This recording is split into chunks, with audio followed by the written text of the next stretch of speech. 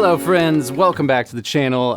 We are going to mic up an acoustic guitar today. This is going to be like part 101 single microphone tutorial, and then just also checking out a bunch of cool mics. So it should be something for everybody. Let's dive into it.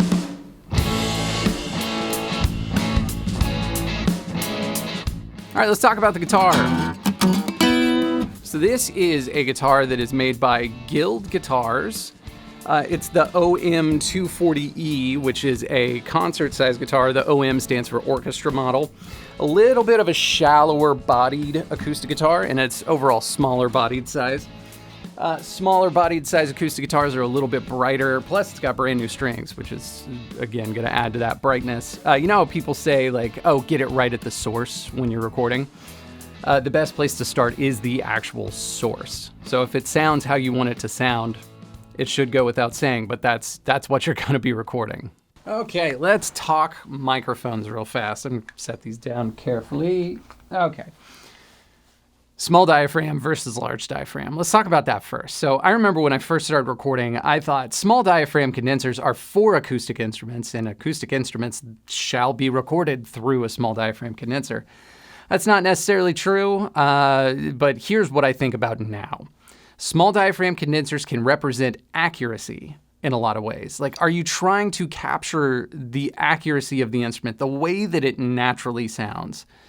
Small diaphragm condensers can give you more of that. And then large diaphragm, more on this side of the spectrum, they can give you a little bit of that larger than life kind of sound. A little bit more polished, a little bit more colored. It can really work well depending on what you're trying to do, and also depending on the player and the instrument. Like, those are, of course, things that you have to keep in mind for this as well. So real quick, let's listen to the difference between the small and large diaphragm condenser.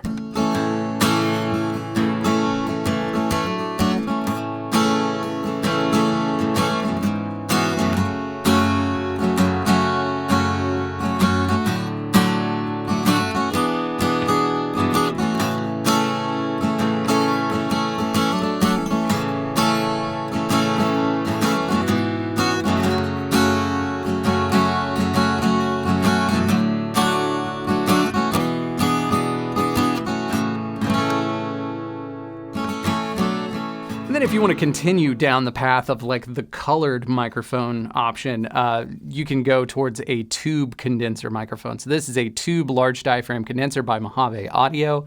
This is the MA200, and it actually has a vacuum tube in the microphone. So just like in tube guitar amps that have tubes that color the sound, microphones can also have tubes that will color the sound as well. Let me get it to focus on the tube here. There we go. You will see it's the tiniest little, like smaller than my pinky size of a tube, but that is all it needs in order to get a sound. Let's listen to this guy.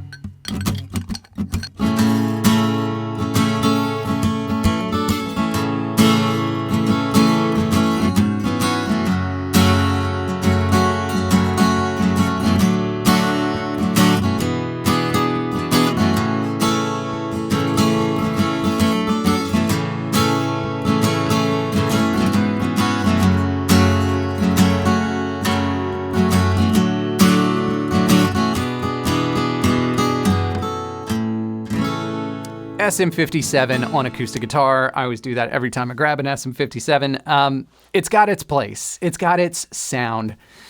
Here's the deal. It is not as like high fidelity as the condenser microphones, of course, right? But it's got a sound.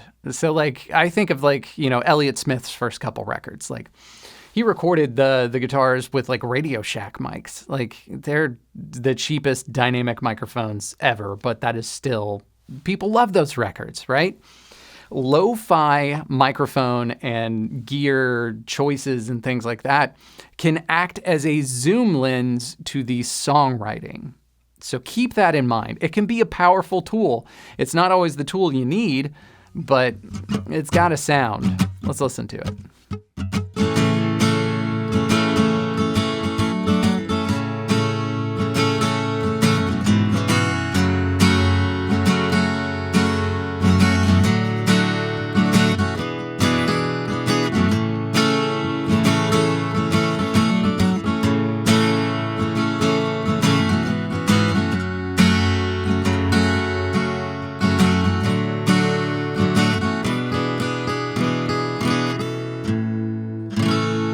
right, let's talk about ribbon microphones too. So I am actually borrowing this microphone. This is the SE Electronics, the VR2. These are cool. This is an active ribbon, meaning it does require phantom power. It has a higher output than most other ribbons, as well as a more pronounced high end, and it extends out the frequency range of ribbon mics, which usually smooth out that high end quite a bit. But it also has the character of a ribbon, like the richness that you get in the lows and the low mids, very real and raw sounding. So let's listen to this.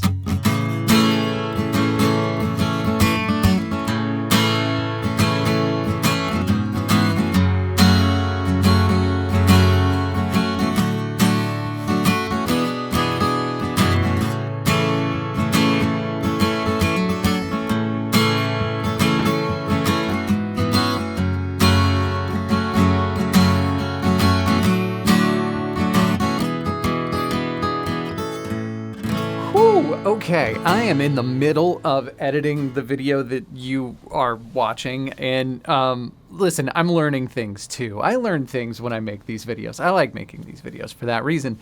That ribbon microphone sounds super good. Like, way better than that price point should allow. I'm really impressed with SE microphones, but I'm just going to give a really quick highlight and shout out to that microphone. Links are in description, but like, if you were thinking about your first ribbon microphone, that is my strongest recommendation. It's an active ribbon, it's got a decent output, it's got a really good frequency response. Like, it sounds good. All right, back to the video, it's so good. The other reason why I like ribbon microphones for stuff like this is if you've got someone who wants to sing and play at the same time. And the reason why is the off-axis rejection on these things is incredible. They're figure eight, meaning I can speak into the front, forgive the handling noise, as well as the back of the microphone. So it's picking up the sound of my voice from the back now as well. But the thing is the top of the microphone, since it's figure eight, the null is towards the top. So I'm going to angle this microphone down and point the top of this microphone at my mouth, and you will not hear it very well. You're going to hear a massive drop in signal. So here is the sound of my voice as I am talking, and we are tilting the microphone down, and we are now positioning the null of the microphone exactly at my mouth. And so you should be hearing a drastic amount of difference when I angle the microphone up as opposed to down. Think of how useful that is. You can angle this microphone towards the guitar like that. And because the null of the microphone is going to be pointed towards my mouth, my vocals will not be caught up in the recording of the guitar. And then vice versa can be true. You can use a ribbon mic like this. Honestly, this does actually sound really good on voice. Like, you can kind of tell just from my like talking head right now, but like, it's warm, but it sounds really good. But use a microphone like this for vocals as well and point the null of the microphone down towards the guitar. And then you've got good separation between the guitar and the vocal. That's so useful. Okay, so for all of the audio comparisons so far, I've been using the position where the microphones are between the 12th and 15th fret. That's a good place to start. If you're not used to miking up an acoustic guitar, that's generally fine. Somewhere around 12th fret or where the neck meets the body, that's usually a good place to be. And then you can play with distance. So the closer you get, the more proximity effect you'll have, the more string articulation.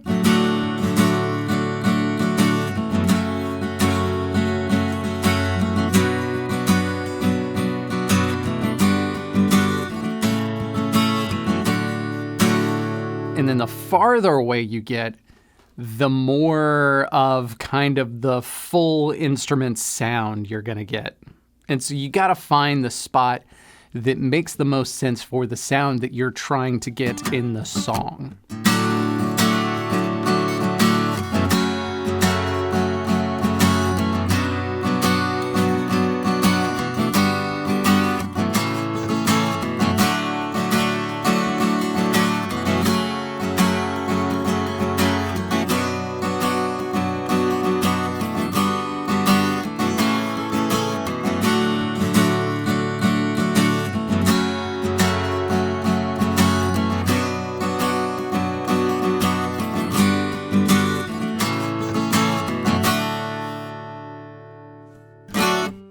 And then just like moving front and back, you can also move the mic more towards the sound hole if you want a little bit more body or boominess.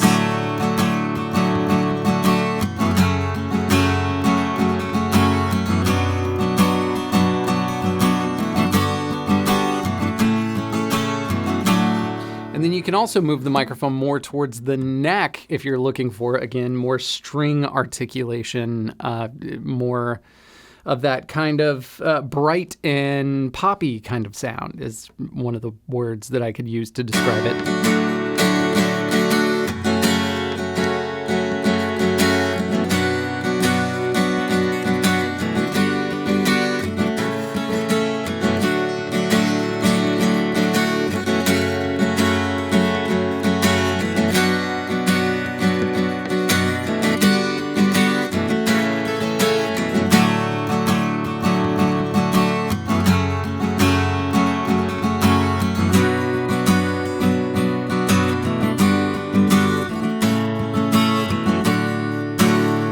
There's no such thing as the right way to record anything, because that also implies that there is a wrong way to record something. And I'll just be honest with you, that is not true. That does not exist. The only thing that matters in recorded music and production is intent. Did you get the sound that you were intending to get?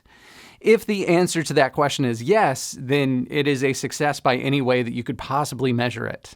So this video was intended as like a really approachable way to mic up an acoustic guitar, as well as listening to some fun mics, as always. But this is not a masterclass. I'm not getting into stereo miking techniques. This is just the fundamental, the principles. Get this down first and then expand from here. I will release a course in the future, so keep an eye out for that. That's definitely coming. If you enjoyed this video, click the like, hit subscribe. I've got links to all the products that I used in the description down below. If you buy from those links, it gives me a kickback, and I would very much greatly appreciate it if you did exactly that, because that helps me to continue to make these videos. So it's extremely important. So thank you so much.